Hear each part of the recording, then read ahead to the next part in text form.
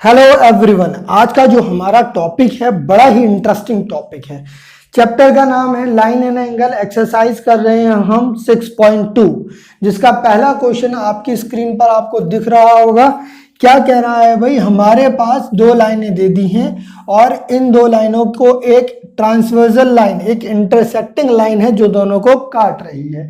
अगर A B हमारे पास point है कि भाई ये ए है, ये बी है और ये सी है और ये डी है। यहाँ पर एंगल दे दिया 50 और ये दे दिया आपको x, इधर ये दे दिया y और ये दे दिया आपको 130। और आपसे पूछ रहा है कि बताओ x y की वैल्यू। ये पूछ रहा है, पहले तो बोल रहा है कि हमारे पास जो एंगल्स हैं x और y ये फाइंड आउट करने हैं एंड फिर ये भी प्रूफ करना है कि ए बी और सी डी जो है वो पैरेलल है। बात समझने की कोशिश करेंगे। पहले तो हम निकालते हैं एंगल्स, है ना। अगर मैं एंगल्स निकाल रहा हूं तो जरा नोट करना, मेरे पास क्या दिया हुआ है कि अगर मैं 50 प्लस एक्स करूं और इसकी वैल्यू 180 करूं, क्या 50 प्लस एक्स कितना हो जाएगा 180। क्यों हो जाएगा भाई, हमारे पास किसी भी लाइन पर बने सभी एंगल्स का सम क्या होता है 180 होता है। तो मैंने क्या लिख दिया, लीनियर पेयर एंगल्स। ये क्या है दोस्त, लीनियर पेयर एंगल्स। आपको पूरा लिखना है ना। ऐसा नहीं है कि आप छोटी शॉर्ट फॉर्म में लिखेंगे और इसको यहाँ पे लिखेंगे from figures.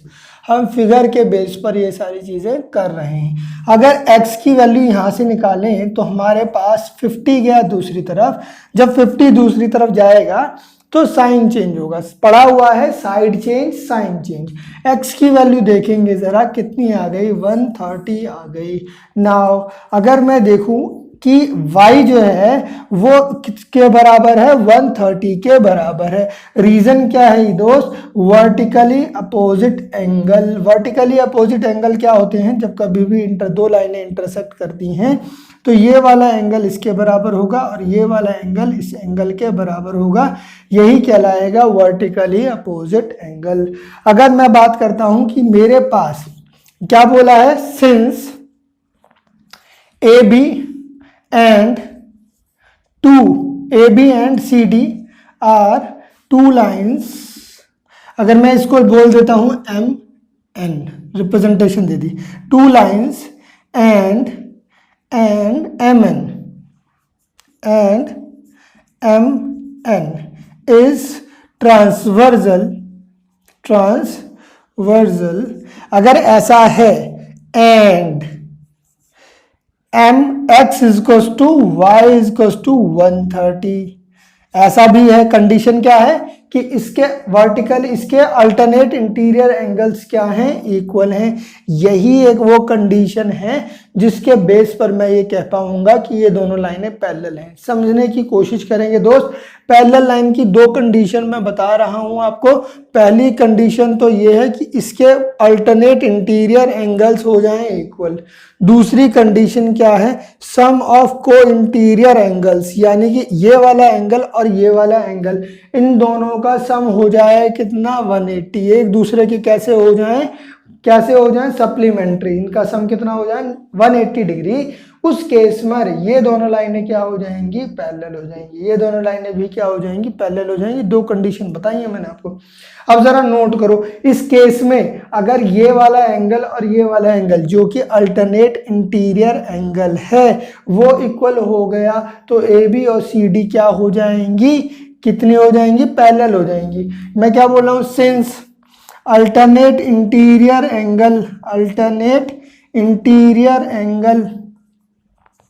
Angles are equal, therefore AB is parallel to CD। यहां पर ये हमारा कैलकुलेट हो गया। अच्छा, एक और बात नोट करेंगे, यहां पर टू प्रूफ लिखेंगे। इससे पहले टू प्रूफ में हमें क्या क्या प्रूफ करना है कि भाई AB को हमें पैरेलल प्रूफ करना है CD के, ठीक है। और टू फाइंड भी लिख लेंगे। टू फाइंड में हमारे पास क्या क्या फाइंड करना है, x एंड y को। तो इसके बाद ये हमने क्वेश्चन डील करना चालू किया, क्योंकि यहाँ पर लीनियर पेयर एंगल बन रहा था। सम हमारे पास कितना था, सम हमारे पास दोस्त कितना था, 180 था, इसीलिए हमने यहाँ से x की वैल्यू निकाल ली। यहाँ पर दो लाइनें इंटरसेक्ट कर रही हैं, अगर वो इंटरसेक्ट कर रही हैं तो उनके वर्टिकली अपोजिट एंगल्स क्या होंगे, इक्वल होंगे। अगर वर्टिकली अपोजिट एंगल्स इक्वल हो गए तो y की वैल्यू कितनी हो गई, 30। दो लाइनों को अगर कोई एक तीसरी लाइन ट्रांसवर्सल लाइन काट रही है और उसके अल्टरनेट इंटीरियर एंगल या फिर उनके को इंटीरियर एंगल्स का सम 180 हो जाए या फिर अल्टरनेट एंगल्स इक्वल हो जाए, दो कंडीशन, अल्टरनेट एंगल इक्वल हो जाए या फिर को इंटीरियर एंगल का सम 180 हो जाए, दोनों ही केस में हमारी जो लाइनें होंगी वो क्या हो जाएंगी, पैरेलल हो जाएंगी। यहाँ पर x की वैल्यू 130 है, y की वैल्यू 130 है, इसके अल्टरनेट इंटीरियर एंगल इक्वल है, इसीलिए यहाँ पर दोनों की दोनों लाइनें क्या हो गई हैं, पैरेलल हो गई हैं। सिंपल सा कॉन्सेप्ट है, मुश्किल नहीं है। देखेंगे क्वेश्चन नंबर 2 क्या कह रहा है, वीडियो पॉज करेंगे, इसको लिख लेंगे। क्वेश्चन नंबर 2 के ऊपर चलते हैं। देखो क्वेश्चन नंबर 2 में 2 की जगह पर 3 लाइनें दे दी हैं और इसके अंदर कुछ रिप्रेजेंटेशन कर दी, किसकी, x की, y की और z की। ठीक है, अगर ऐसा है कि इसकी रिप्रेजेंटेशन कर दी है, इसके अलावा एक रिलेशनशिप भी दे दिया, क्या दे दिया, y is to z is equals to 3:7 दिया हुआ है, रेशियो दे दिया बेसिकली। नोट करेंगे, गिवन कंडीशन जो है वो लिखनी है, AB parallel to CD and CD parallel to EF, ये हमारे पास दे दिया। ठीक, एंड क्या बोल दिया, and y is to z is equals to 3:7 ये दे दिया। देखो भाई, कोई भी बच्चा अगर डायग्राम के बगैर क्वेश्चन अटेम्प्ट करके आ रहा है ना तो टीचर हो जाता है डाउट में, टीचर को लगता है इसने तो पक्का करी होगी चीटिंग। ठीक है, तो डायग्राम तो आपको बनाना ही बनाना है दोस्त, डायग्राम कोई छोड़ के नहीं आएगा एग्जाम में। अगर कोई बच्चा छोड़ के आएगा तो उसके 1-2 मार्क्स, आधा मार्क्स कटेगा। जो हमारा टारगेट चल रहा है 95 प्लस का, वो नहीं अचीव हो पाएगा। अगर आप चाह रहे हैं 95 प्लस आए तो हर एक छोटी से छोटी चीज को मेंशन करते हुए चलेंगे। देखेंगे भाई, ये दे दिया x, ये दे दिया y और ये दे दिया इसने z। ठीक, मान लेते हैं ये क्या है, m और ये क्या है, n। सही, चलते हैं दोस्त। अगर ऐसा है तो अब देखते हैं, सबसे पहले मैं रिलेशनशिप स्टैब्लिश कर रहा हूं किस किस के बीच में, x और z के बीच में, क्योंकि यहाँ पर इसकी वैल्यू क्या दी हुई है, रेशियो दिया हुआ है। नाउ मेरे को क्या निकालना है, ये फाइंड आउट करना है ना सबकी वैल्यू। मैं सबसे पहले निकाल रहा हूं फ्रॉम, नहीं मेरे पास क्या दे दिया इसने, ऐसे करके लिख दिया, नाउ सिंस करके मेंशन कर रहे हैं थोड़े से, चलो, since AB is parallel to CD and CD is parallel to EF, तो मैं कह सकता हूं कि ये मेरे पास कि AB भी पैरेलल हो गया किसके, EF के। बात समझो, अगर ये इसके पैरेलल है और ये वाली लाइन इसके पैरेलल है तो ये आपस में भी पैरेलल हो जाएंगी। ये कुछ ऐसा ही कॉन्सेप्ट है, अगर 3 बच्चे हैं, 2 की हाइट सेम है और तीसरे की हाइट इसके रिस्पेक्ट में सेम है, तो इन दोनों की भी हाइट सेम ही होगी ना भाई, सबकी हाइट क्या हो गई, सेम। उसी तरीके से अगर 2 लाइनें पैरेलल हैं और फिर दूसरी 2 लाइनें पैरेलल हैं तो ये दोनों फर्स्ट और थर्ड भी आपस में पैरेलल हो जाएंगी। अगर ये पैरेलल हो रही हैं तो देखना, स्टेटमेंट लिख रहा हूं मैं, लिख रहा हूं AB parallel to EF and MN is transversal, MN कैसा है, ट्रांसवर्सल है। अगर ऐसी बात हो गई, देयरफॉर x बराबर क्या हो जाएगा, z के हो जाएगा। क्या हो जाएगा, x बराबर z के हो जाएगा। क्यों हो जाएगा दोस्त, रीजन लिखना बड़ा जरूरी है। अल्टरनेट इंटीरियर एंगल, मैं यहाँ पे AIA लिख रहा हूं, आपको पूरा लिखना है, एल्स मार्क्स कटेंगे। चलेंगे, यहाँ पर एक चीज ड्राइव कर ली कि ये इसके बराबर है। नाउ मेरे पास x y is to z is to कितना दिया हुआ है। अच्छा, एक और चीज यहाँ पे लिख लेंगे, यहाँ पे एक और चीज और लिखेंगे हम, क्या, x प्लस, यहाँ पर इसको लिखते हैं। नाउ हमारे पास क्या है, y is to Z is to 3 is to 7। बात सही है यहाँ तक। लेट कर रहे हैं, यहाँ पर लेट कर रहे हैं, y की वैल्यू 3a है और z की वैल्यू 7a है। ये तो लेट कर लिया हमने। देयरफॉर एक बात बताओ, जब x z के बराबर था तो x की भी वैल्यू कितनी होनी चाहिए, 7a होनी चाहिए। तो मैं क्या लिख रहा हूँ, x बराबर है z, यानी कि x बराबर है 7a, x बराबर है 7a। सिंस x बराबर है z, देयरफॉर x की वैल्यू कितनी आ गई, 7a। अब नोट करना मेरी बात, क्योंकि सारा खेल यहाँ पे चालू होने वाला है।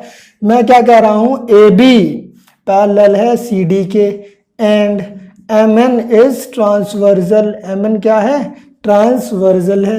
अगर ऐसा है तो देखो x प्लस वाई, क्या बोल दिया, x प्लस वाई। तो याद करो, इससे पहले वाले क्वेश्चन में बताया था, अगर दो लाइनें पैरेलल हैं और कोई लाइन उन्हें काट रही है तो उसके को इंटीरियर एंगल्स का सम हमेशा सप्लीमेंट्री होता है, 180 होता है।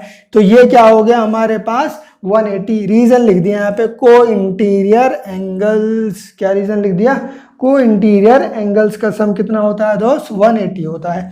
एक बात बताओ, y की वैल्यू कितनी है, 3a, x की वैल्यू कितनी है, 7a। तो मैं इन दोनों की वैल्यू पुट कर देता हूं। मैं क्या कह रहा हूं, put value of x and y। तो अब देखो मेरे को क्या मिला, यहां पर 7a प्लस 3a, यानी कि यहां से ये किसके बराबर आ गया दोस्त, 180 के आ गया। अगर इसको सॉल्व करूं तो 10a बराबर 180। अगर a की वैल्यू सॉल्व करूंगा दोस्त तो देखो 10 जो है वो नीचे गया, किसके, 180 के नीचे गया, तो 0 से 0 कट गया, 0 से 0 कट गया। तो वैल्यू कितनी आ गई, 18 आ गई। कितनी आ गई, 18। देयरफॉर अगर अब मैं x की वैल्यू निकालूं तो ये कितनी है, x और z की, x और z बराबर है 7 इंटू 18। करो दोस्त मल्टीप्लाई, 56 5 12, ये आ गया हमारे पास। टेबल याद रखना बड़ा जरूरी है, टेबल याद नहीं रखोगे तो दिक्कत है। 20 तक तो टेबल कंठास कर लो, या फिर मल्टीप्लिकेशन इतनी तेज करो कि मन में मल्टीप्लाई करके जल्दी से आंसर बता दो। और y की वैल्यू कितनी है दोस्त, 3a। अगर 3a है तो 3 इंटू 18। देखो आंसर कितना आया हमारे पास, आंसर आ गया 54। ये दो वैल्यू आ गई हमारे पास जो हमें फाइंड आउट करनी थी। होप दोनों के दोनों क्वेश्चन आपको क्लियर हो गए होंगे। x की वैल्यू पूछी थी बट हमने सारी की सारी निकाल दी हैं, कोई बात नहीं। तो ये वाला क्वेश्चन हमारा यहाँ पर कंप्लीट हो गया। होप ये वाला क्वेश्चन आपको समझ में आ गया होगा। वीडियो पॉज करके इसको लिख लेना है सारे के सारे क्वेश्चन को, और बिल्कुल कॉन्सेप्ट वाइज इत्मीनान के साथ सारे क्वेश्चंस को अटेम्प्ट करना है। ये क्वेश्चन था हमारा क्वेश्चन नंबर 2। इसके बाद नेक्स्ट वीडियो में करेंगे क्वेश्चन नंबर 3 एंड 4। चलेंगे, पढ़ेंगे और मिलेंगे नेक्स्ट वीडियो में। और खूब अच्छे से क्वेश्चन करने हैं, खूब पढ़ना है, खूब अच्छे नंबर लेके आने हैं। टारगेट बिल्कुल हाई रखना है, 95 प्लस का टारगेट रखेंगे हम, क्योंकि जितना ज़्यादा टारगेट होगा उतना ज़्यादा पढ़ने में इंटरेस्ट आएगा। लो टारगेट वाले बच्चों को अक्सर पढ़ने में इंटरेस्ट नहीं आता है। हाई टारगेट रखेंगे, 95 प्लस का टारगेट रखना है दोस्त। तो खूब पढ़ना है, खूब मेहनत करनी है, खूब अच्छे नंबर लेके आना है, माँ बाप का नाम रोशन करना है। मिलेंगे नेक्स्ट वीडियो में विद अदर टू क्वेश्चंस।